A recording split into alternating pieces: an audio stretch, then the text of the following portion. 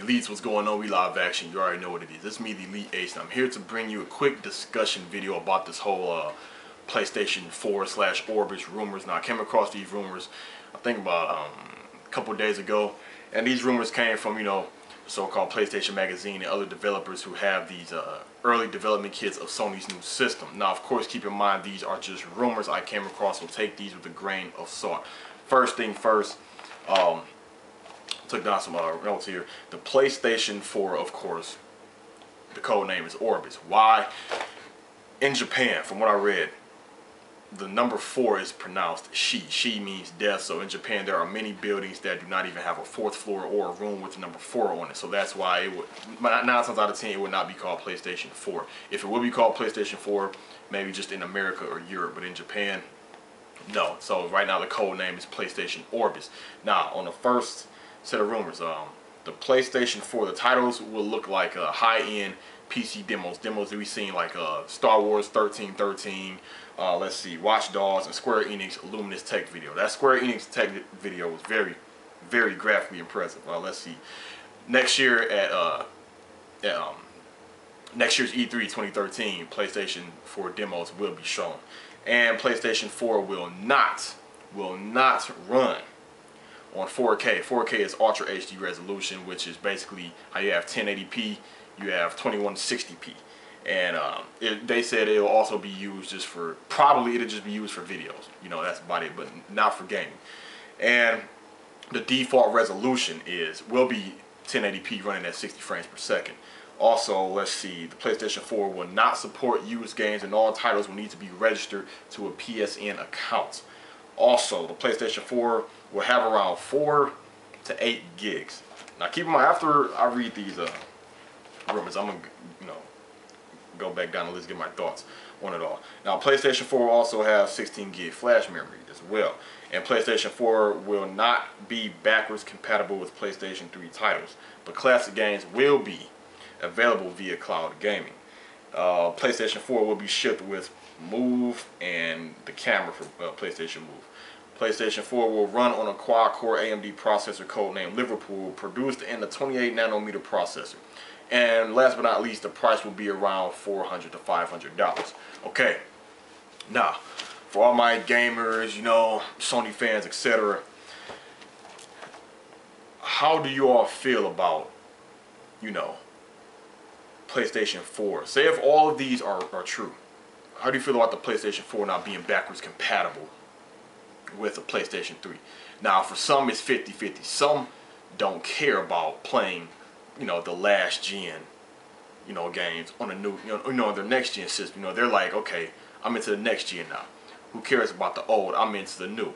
But however, on the other side, you have other people who still love those classic titles, who do not want to get rid of them, who like to see their library just growing and growing and growing. Hell, every now and then, they still want to play those old titles. Hell, they might get a new title and realize this new title is still not as good as that last gen title, so they still want to hold on to it. So, that's 50-50, in my book about that. Also, now we've all heard this rumor before with the upcoming PlayStation, and even with the next Xbox system, how the PlayStation 4 will not be able to support used games, and all new games have to be registered with the PSN account. Now, this can cause a lot of issues for a lot of people, because you have a lot of people, they basically, that's all they get is used games for a lot of different reasons, budget, whatever, etc. But not being able to get rid of your games, like, it seems like once you buy that title, similar to Phantasy Star Online on Dreamcast, like you can't even start the game. You can't even start it until you put that code in. So how does that make you feel, where you buy a title and you're basically just stuck with it because you can't get rid of it? You can't. And also, how it says you can download classic titles via cloud gaming. It makes you wonder, what do they mean by classic titles? Do they mean PlayStation 1 titles, PlayStation 2 titles?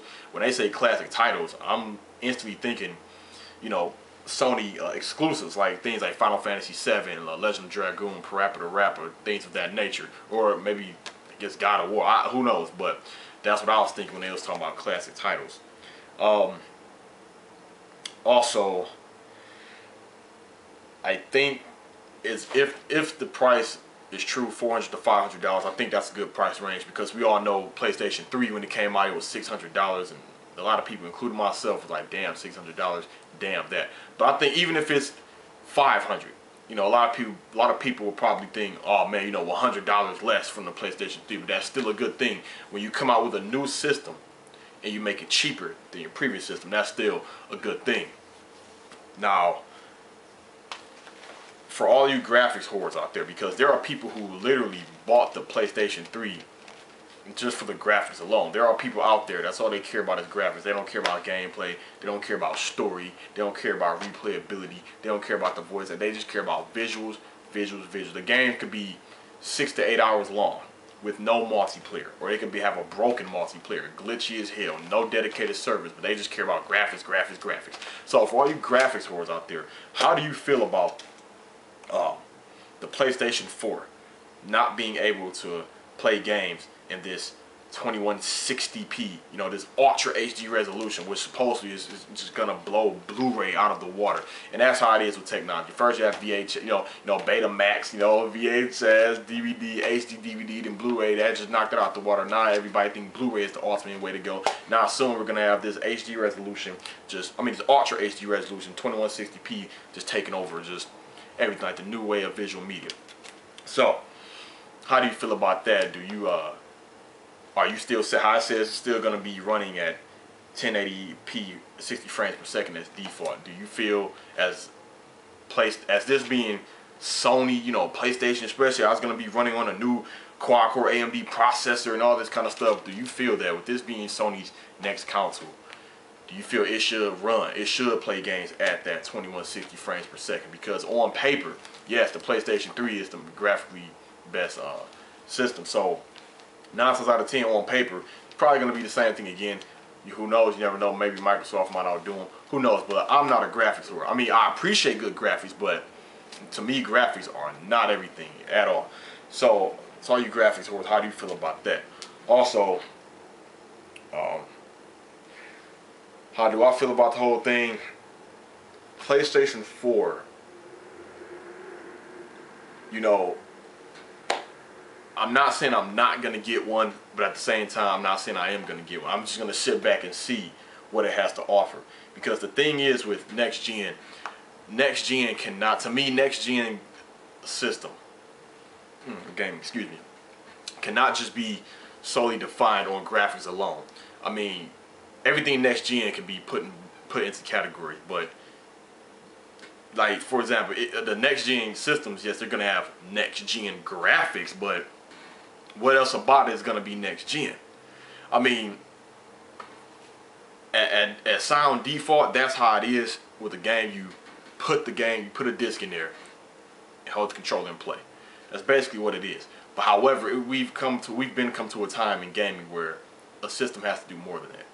It has to do more than that. Yes, we see all these extra software features, you know, like all these other apps, Facebook, Hulu, YouTube, Netflix, etc. All these different things, these music apps, all these kind of things, and that's cool. And we see this is the longest system lifespan that has ever been around.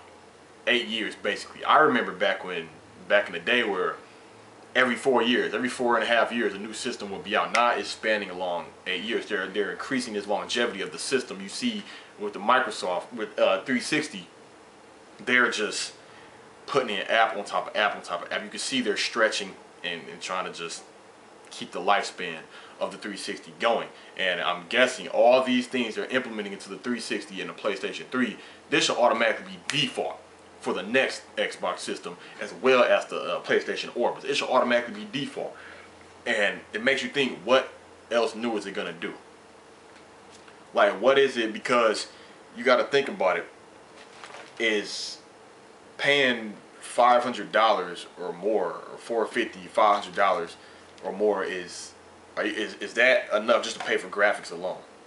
For example, would you be content on paying $500 for the next PlayStation 4 and the next Xbox system if all it had was better graphics? That's it.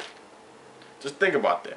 Yes, a next gen system, that's part of having better graphics, but will you be comfortable dishing out hundreds of dollars just for better visuals. Some will say, yeah. I mean, you have people who, PC gamers that pay a whole bunch of money to constantly update their PCs and pay a lot of money for those graphics cards. But as a gamer, as a soul heart gamer, I will appreciate it if the system can do more. If it's something extra about it that has it stand apart. If not, it better have a hell of a good lot of exclusives for real. But that's my whole thing about it, Elites. And how do you feel about this whole PlayStation 4 having 4 to 8 gig memory? Now, when I first read that one, I was kind of like, what? Like, I don't know about that one. But then part of me was like, well, it is going to be running on a quad-core AMD processor, all this stuff, and then nanometer processor. But the thing is, I do kind of find that far-fetched. But if it is true, you know, it seemed like everybody. Now, I'm not a fanboy of any company or any system. I'm not a fanboy of Nintendo, Microsoft, or Sony at all. But I know there are fanboys of all three. And I know Microsoft fanboys and Sony fanboys were basically throwing that at Nintendo fans. Like, oh man, the Wii U, you know, wow, the white one only has 8 gig and the black one only has 32 gig. That's messed up. That's pathetic. They have to purposely find something to nitpick at the Wii U because of the fact that, you know, it has HD now. It has all the, it has the hardcore titles now. You know, it has the dedicated servers, the online, all this kind of thing. It has everything that people made fun of and bitched about with the Wii. Now the Wii U has it. So the fanboys of the other two, they have to basically find something to pick at the Wii U about. You know, oh man, look at the lack of memory. But of course, that's not an issue for me. So if this is true, the 4 gig to 8 gig, that means those people, they're going to be eating their words. However, they might say the same thing Wii U owners were saying, like, oh, well, we can just get external, memory, flash drive, SD card, etc. So that's my whole thing about that, Elites. So tell me your thoughts on it. Tell me if these are true, what are your thoughts on not being able to play your PlayStation 3 games or PlayStation 4? How do you feel if this is true that basically you can't play used games on the PlayStation Orbis? And basically, whatever title you buy or purchase, you better make sure you do some soul searching before you buy that title, because you're basically going to be stuck with it. And how you feel about the lack of memory, if it's true, or this whole ordeal. But hopefully, some of these are true, because next year, obviously, I'm going to do my thoughts on the E3 next year. And if any of these come to the light, I'm going to say, hey, I guess this list was right, and I told you so. So, Elites, give me your thoughts on this. This is Elite Ace. Thanks for watching. Signing out.